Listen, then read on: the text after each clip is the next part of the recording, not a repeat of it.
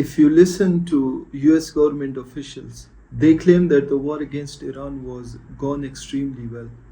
Donald Trump has reportedly claimed that the US has destroyed Iran's military capabilities.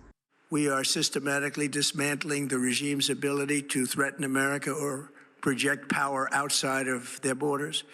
That means eliminating Iran's Navy, which is now absolutely destroyed, hurting their Air Force and their missile program at levels never seen before, and annihilating their defense industrial base. We've done all of it. Their Navy is gone, their Air Force is gone, their missiles are just about used up or beaten. They are begging to make a deal, not me. They're begging to make a deal. And anybody that saw what was happening over there would understand why they want to make a deal. So these are the claims being made by the US government. Now let's look at what the US media itself has been reporting about the war. According to reports published by the CNN this May, their investigation found that a large number of US military sites in the Middle East were damaged by the Iranian strikes.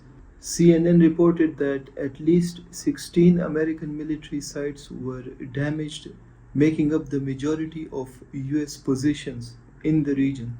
They also published another report at the end of April, which was titled "Repairing Damaged US Military Bases Will Add Billions to Iran War Cost," sources say. These are just two examples amongst many reports published by US media outlets almost every week. Another major American news organization releases information that appears to contradict earlier statements made by the US government about the war.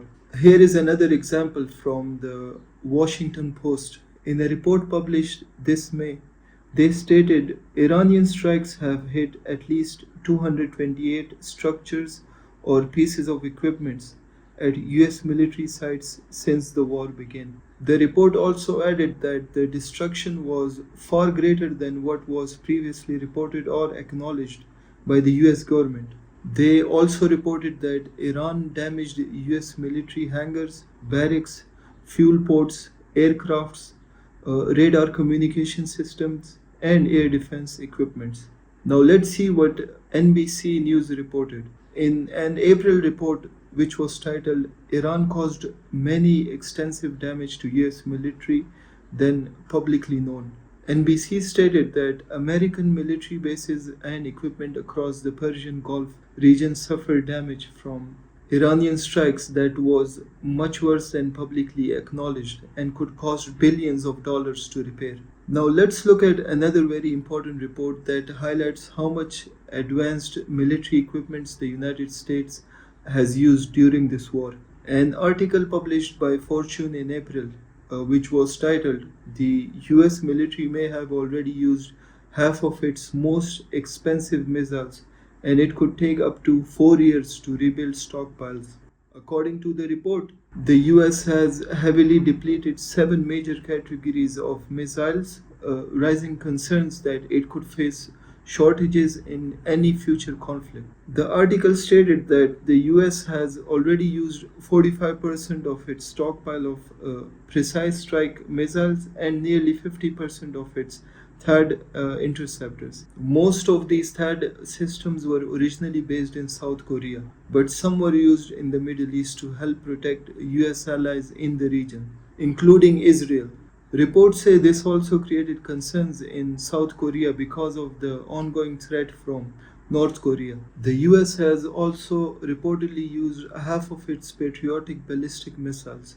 According to the report, much of this equipment was consumed within just 7 weeks of the war against Iran.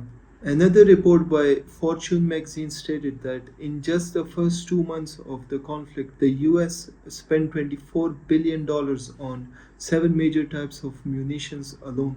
But some analysts believe that the cost of the war could become far larger than that. A lecturer at Harvard Kennedy School reportedly said that the overall cost of the war against Iran could eventually exceed $1 trillion if all factors are included, such as missiles and ammunitions, destroyed aircrafts, damaged military infrastructures, repair to US bases, and long-term disability benefits for injured veterans from both the US and Israel. So while government officials continue to describe the war as a success, many reports from major American media outlets paint a far more complicated picture, one involving heavy military losses, massive financial cost, and growing concerns about long-term consequences. Now, as more reports like these continue to emerge, the real impact of this war may become even harder to ignore for United States of America and its people.